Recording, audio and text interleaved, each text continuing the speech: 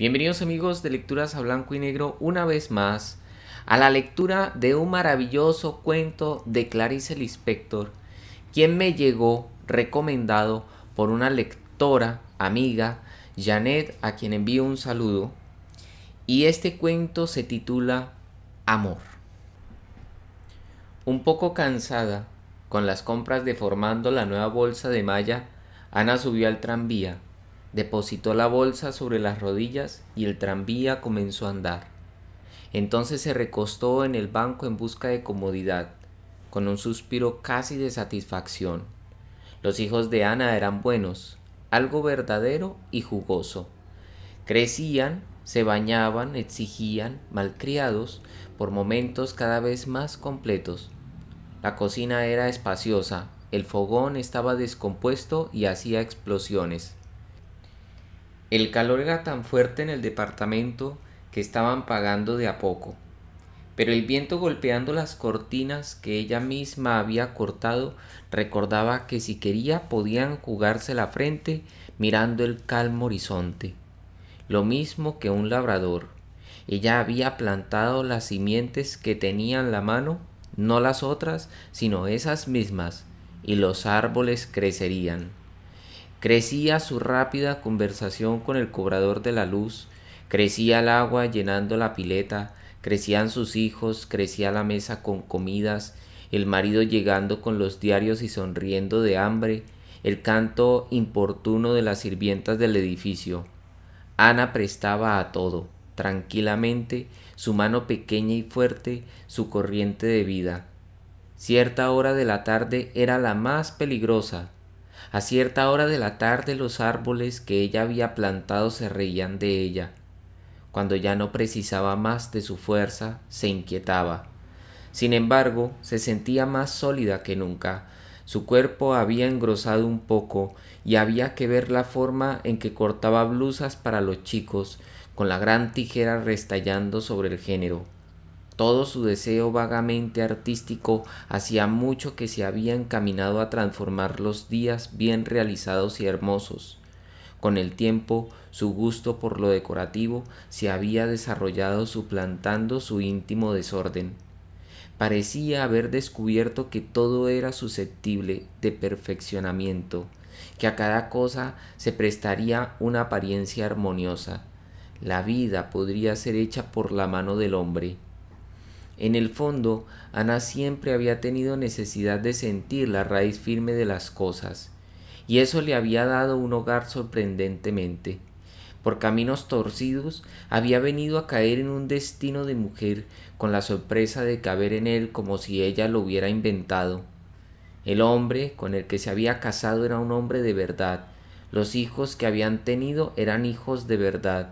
Su juventud anterior le parecía tan extraña como una enfermedad de vida. Había surgido de ella muy pronto para descubrir que también sin la felicidad se vivía. Aboliéndola, había encontrado una legión de personas, antes invisibles, que vivían como quien trabaja con persistencia, continuidad, alegría.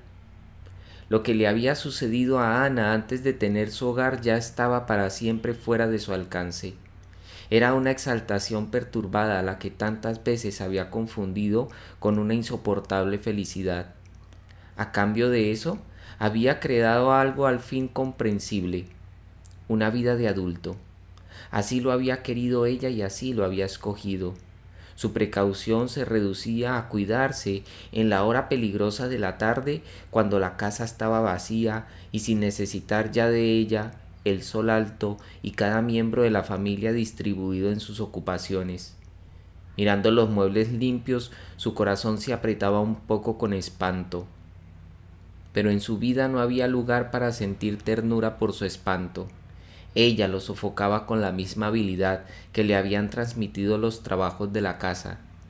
Entonces salía para hacer las compras y llevar objetos para arreglar, cuidando del hogar y de la familia y en rebeldía con ellos.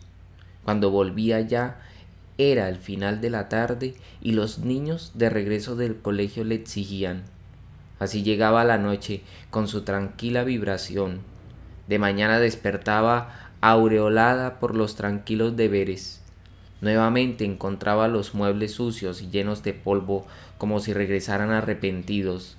En cuanto a ella misma formaba oscuramente parte de las raíces negras y suaves del mundo, y alimentaba anónimamente la vida, y eso estaba bien, así lo había querido y elegido ella. El tranvía vacilaba sobre las vías, entraba en calles anchas. Enseguida soplaba un viento más húmedo anunciando, mucho más que el fin de la tarde, el final de la hora inestable. Ana respiró profundamente y una gran aceptación dio a su rostro un aire de mujer. El tranvía se arrastraba, enseguida se detenía. Hasta la calle Humaitá tenía tiempo de descansar. Fue entonces cuando miró hacia el hombre detenido en la parada. La diferencia entre él y los otros es que él estaba realmente detenido, de pie. Sus manos se mantenían extendidas. Era un ciego. ¿Qué otra cosa había hecho que Ana se fijase erizada de desconfianza? Algo inquietante estaba pasando. Entonces lo advirtió. El ciego masticaba chicle. Un hombre ciego masticaba chicle. Ana todavía tuvo tiempo de pensar por un segundo que los hermanos irían a comer. El corazón le latía con violencia.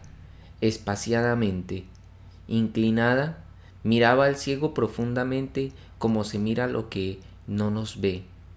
Él masticaba goma en la oscuridad, sin sufrimiento, con los ojos abiertos. El movimiento, al masticar, lo hacía parecer sonriente y de pronto dejó de sonreír y dejar de sonreír como si él la hubiese insultado. Ana lo miraba, y quien la viese tendría la impresión de una mujer con odio. Pero continuaba mirándolo, cada vez más inclinada. El tranvía arrancó súbitamente, arrojándola desprevenida hacia atrás, y la pesada bolsa de malla rodó de su regazo y cayó en el suelo. Ana dio un grito y el conductor dio la orden de parar antes de saber de qué se trataba. El tranvía se detuvo. Los pasajeros miraron asustados. Incapaz de moverse para recoger sus compras, Ana se irguió pálida. Una expresión desde hacía tiempo no usada en el rostro resurgía con dificultad, todavía incierta e incomprensible. El muchacho de los diarios reía entregándole sus paquetes, pero los huevos se habían quebrado en el paquete de papel de diario. Yemas amarillas y viscosas se pegoteaban entre los hilos de la malla. El ciego había interrumpido su tarea de masticar chicle y extendía las manos inseguras intentando inútilmente percibir lo que estaba sucediendo. El paquete de los huevos fue arrojado fuera de la bolsa y entre las sonrisas de los pasajeros y la señal del conductor, el tranvía reinició nuevamente la marcha. Pocos instantes después ya nadie la miraba. El tranvía se sacudía sobre los rieles y el ciego masticando chicle había quedado atrás para siempre, pero el mal ya estaba hecho. La bolsa de malla era áspera entre sus dedos, no íntima como cuando la había tejido. La bolsa había perdido el sentido y estar en un tranvía era un hilo roto. No sabía qué hacer con las compras en el regazo, y como una extraña música el mundo recomenzaba a su alrededor. El mal estaba hecho. ¿Por qué? ¿Acaso se había olvidado de que había ciegos? La piedad la sofocaba y Ana respiraba con dificultad.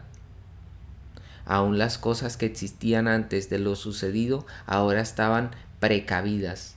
Tenían un aire hostil, perecedero. El mundo nuevamente se había transformado en un malestar. Varios años se desmoronaban, las yemas amarillas se escurrían. Expulsada de sus propios días, le parecía que las personas en la calle corrían peligro, que se mantenían por un mínimo equilibrio, por azar, en la oscuridad, y por un momento la falta de sentido las dejaba tan libres que ellas no sabían hacia dónde ir. Notar una ausencia de ley fue tan súbito que Ana se agarró al asiento de enfrente como si se pudiera caer del tranvía, como si las cosas pudieran ser revertidas con la misma calma con que no lo eran. Aquello que ella llamaba crisis había venido finalmente, y su marca era el placer intenso con que ahora gozaba de las cosas, sufriendo espantada. El calor se había vuelto menos sofocante, todo había ganado una fuerza y unas voces más altas. En la calle voluntarios de la patria parecían que estaba pronta a estallar una revolución. Las rejas de las cloacas estaban secas, el aire cargado de polvo. Un ciego mascando chicle había sumergido al mundo en oscura impaciencia. En cada persona fuerte estaba ausente la piedad por el ciego y las personas la asustaban con el vigor que poseían. Junto a ella había una señora de azul, con un rostro. Desvió la mirada rápido. En la acera, una mujer dio un empujón al hijo. Dos novios entrelazaban los dedos sonriendo. ¿Y el ciego? Ana se había deslizado hacia una bondad extremadamente dolorosa. Ella había calmado también a la vida. Había cuidado tanto que no explotara. Mantenía todo en serena comprensión. Separaba a una persona de las otras, las ropas estaban claramente hechas para ser usadas y se podía elegir por el diario la película de la noche. Todo hecho de tal modo que un día sucediera al otro, y un ciego masticando chicle lo había destrozado todo. A través de la piedad a Ana se le aparecía una vida llena de náusea dulce hasta la boca. Solamente entonces percibió que hacía mucho que había pasado la parada para descender. En la debilidad en que estaba, todo la alcanzaba con un susto. Descendió el tranvía con piernas débiles, miró a su alrededor, asegurando la bolsa de malla sucia de nuevo. Por un momento no consiguió orientarse. Le parecía haber descendido en medio de la noche. Era una calle larga, con altos muros amarillos. Su corazón latía con miedo. Ella buscaba inútilmente reconocer los alrededores mientras la vida que había descubierto continuaba latiendo y un viento más tibio y más misterioso le rodeaba el rostro. Se quedó parada mirando el muro. Al fin pudo ubicarse caminando un poco más a lo largo de la tapia.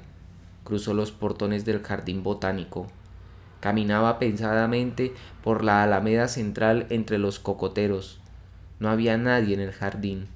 Dejó los paquetes en el suelo, se sentó en un banco de un atajo y allí se quedó por algún tiempo. La vastedad parecía calmarla, el silencio regulaba su respiración, ella se adormecía dentro de sí. De lejos se veía la hilera de árboles donde la tarde era clara y redonda, pero la penumbra de las ramas cubrían el atajo. A su alrededor se escuchaban ruidos serenos, olor a árboles, pequeñas sorpresas entre los cipós. Todo el jardín era triturado por los instantes ya más apresurados de la tarde. ¿De dónde venía el medio sueño por el cual estaba rodeada? Como por un zumbar de abejas y de aves. Todo era extraño, demasiado suave, demasiado grande. Un movimiento leve e íntimo la sobresaltó. Se volvió rápida. Nada parecía haberse movido, pero en la alameda central estaba inmóvil un poderoso gato. Su pelaje era suave. En una nueva marcha silenciosa desapareció. Inquieta miró en torno. Las ramas se balanceaban, las sombras vacilaban sobre el suelo. Un gorrión escarbaba en la tierra, y de repente, con malestar, le pareció haber caído en una emboscada. En el jardín se hacía un trabajo secreto del cual ella comenzaba a percibirse. En los árboles las frutas eran negras, dulces como la miel. En el suelo habían carozos llenos de orificios como pequeños cerebros podridos.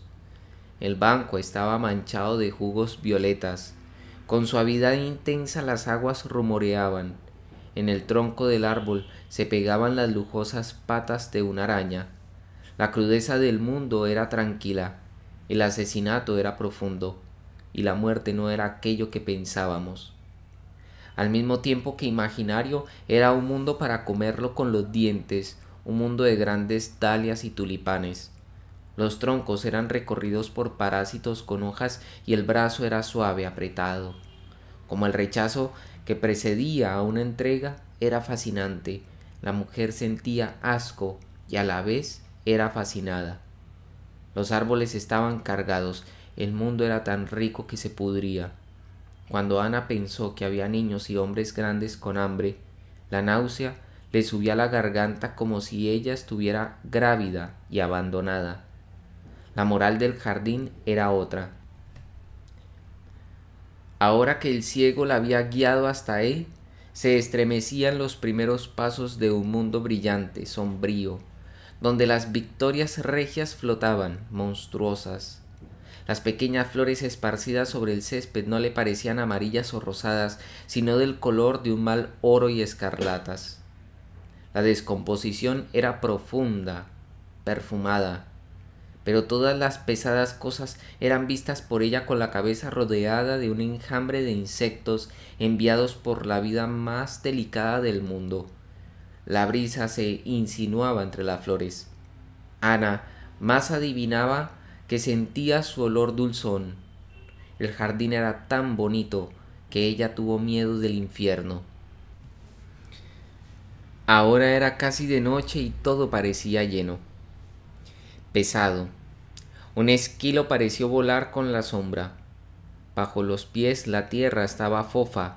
Ana la aspiraba con delicia. Era fascinante y ella se sentía mareada. Pero cuando recordó a los niños frente a los cuales se había vuelto culpable, se irguió con una exclamación de dolor. Tomó el paquete, avanzó por el atajo oscuro y alcanzó la alameda. Casi corría y veía el jardín en torno de ella con su soberbia impersonalidad. Sacudió los portones cerrados, los sacudía apretando la madera áspera. El cuidador apareció, asustado por no haberla visto. Hasta que no llegó a la puerta del edificio, había parecido estar al borde del desastre. Corrió con la bolsa hasta el ascensor. Su alma golpeaba en el pecho. ¿Qué sucedía? La piedad por el ciego era muy violenta, como una ansiedad, pero el mundo le parecía suyo, sucio, perecedero, suyo.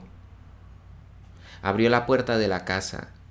La sala era grande, cuadrada, los picaportes brillaban limpios, los vidrios de las ventanas brillaban, la lámpara brillaba. ¿Qué nueva tierra era esa? Y por un instante la vida sana que hasta entonces llevara le pareció una manera moralmente loca de vivir.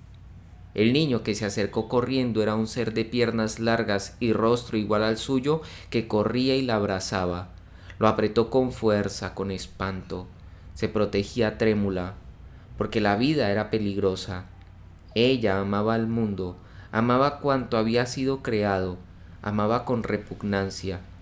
Del mismo modo en que siempre había sido fascinada por las ostras, con aquel vago sentimiento de asco que la proximidad de la verdad le provocaba, avisándola. Abrazó al hijo casi hasta el punto de estrujarlo como si supiera de un mal. ¿El ciego o el hermoso jardín botánico? Se prendía a él, a quien quería por encima de todo. Había sido alcanzada por el demonio de la fe. La vida es horrible, dijo muy bajo, hambrienta. ¿Qué haría en caso de seguir el llamado del ciego? Iría sola. Había lugares pobres y ricos que necesitaban de ella. Ella precisaba de ellos. Tengo miedo, dijo. Sentía las costillas delicadas de la criatura entre los brazos. Escuchó su llanto asustado. Mamá, exclamó el niño. Lo alejó de sí. Miró aquel rostro, su corazón se crispó. No dejes que mamá te olvide, le dijo. El niño apenas sintió que el abrazo se aflojaba, escapó y corrió hasta la puerta de la habitación, de donde la miró más seguro. Era la peor mirada que jamás había recibido. La sangre le subió al rostro, afiebrándolo. Se dejó caer en una silla, con los dedos todavía presos en la bolsa de malla. ¿De qué tenía vergüenza? No había cómo huir. Los días que ella había forjado se habían roto en la costra y el agua se escapaba. Estaba delante de la ostra y no sabía cómo mirarla. ¿De qué tenía vergüenza? Porque ya no se trataba de piedad, no era solamente piedad. Su corazón se había llenado con el peor deseo de vivir. Ya no sabía si estaba del otro lado del ciego o de las espesas plantas. El hombre poco a poco se había distanciado y torturada, ella parecía haber pasado para el lado de los que le habían herido los ojos. El jardín botánico, tranquilo y alto, la revelaba. Con horror descubría que ella pertenecía a la parte fuerte del mundo. ¿Y qué nombre se debería dar a su misericordia violenta? Sería obligada a besar al leproso, pues nunca sería solamente su hermana. Un ciego me llevó hasta lo peor de mí misma, pensó asustada. Sentíase expulsada porque ningún pobre bebería agua en sus manos ardientes. Ah, era más fácil ser un santo que una persona. Por Dios, ¿no había sido verdadera la piedad que sondeara en su corazón las aguas más profundas? Pero era una piedad de león. Humillada, sabía que el ciego preferiría un amor más pobre, y estremeciéndose, también sabía por qué. La vida del jardín botánico la llamaba como el lobo es llamado por la luna. Oh, pero ella amaba al ciego, pensó con los ojos humedecidos. Sin embargo, no era con ese sentimiento con el que se va a la iglesia. Estoy con miedo, se dijo, sola en la sala. Se levantó y fue a la cocina para ayudar a la sirvienta a preparar la cena. Pero la vida la estremecía como un frío. Oía la campana de la escuela lejana y constante, el pequeño horror del polvo ligando en hilos la parte inferior del fogón donde descubrió la pequeña araña. Llevando el florero para cambiar el agua estaba el horror de la flor entregándose lánguida y asquerosa a sus manos.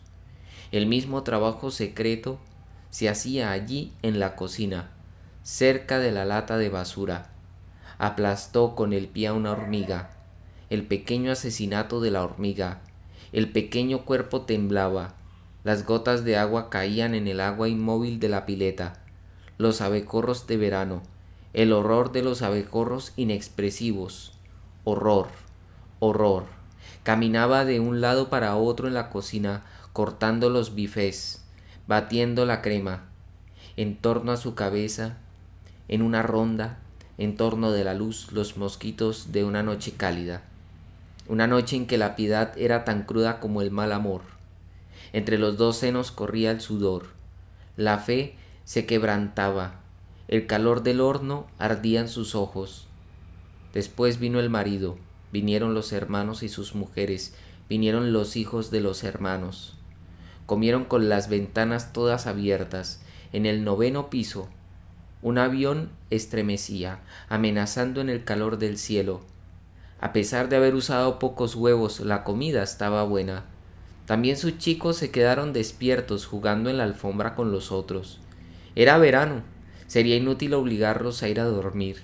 Ana estaba un poco pálida y reía suavemente con los otros.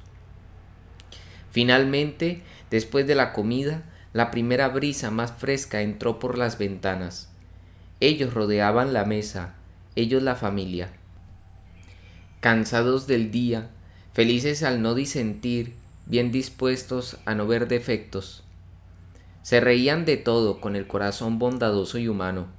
Los chicos crecían admirablemente alrededor de ellos, y como a una mariposa, Ana sujetó el instante entre los dedos antes que desapareciera para siempre. Después, cuando todos se fueron y los chicos estaban acostados, ella era una mujer inerte que miraba por la ventana.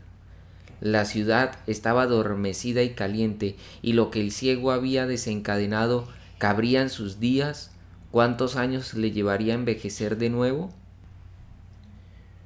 Cualquier movimiento de ella y pisaría a uno de los chicos, pero con una maldad de amante parecía aceptar que de la flor saliera el mosquito, que las victorias regias flotasen en la oscuridad del lago.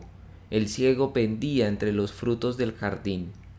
Si ella fuera un abejorro del fogón, el fuego ya habría abrasado toda la casa. Pensó corriendo hacia la cocina y tropezando con su marido frente al café derramado. ¿Qué fue? Gritó vibrando toda. Él se asustó por el miedo de la mujer y de repente rió. entendiendo. No fue nada, dijo. Soy un descuidado. Parecía cansado, con ojeras. Pero ante el extraño rostro de Ana, la observó con mayor atención. Después la atrajo hacia sí en rápida caricia. No quiero que te suceda nada. Nunca, dijo ella. Deja que por lo menos me suceda que el fogón explote, respondió él sonriendo. Ella continuó sin fuerzas en sus brazos. Ese día en la tarde algo tranquilo había estallado y en toda la casa había un clima humorístico, triste. Es hora de dormir, dijo él. Es tarde.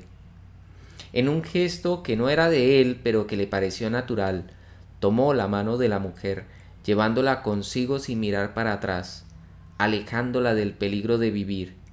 Había terminado el vértigo de la bondad. Había atravesado el amor y su infierno. Ahora peinábase delante del espejo por un momento sin ningún mundo en el corazón. Antes de acostarse, como si apagara una vela, sopló la pequeña llama del día.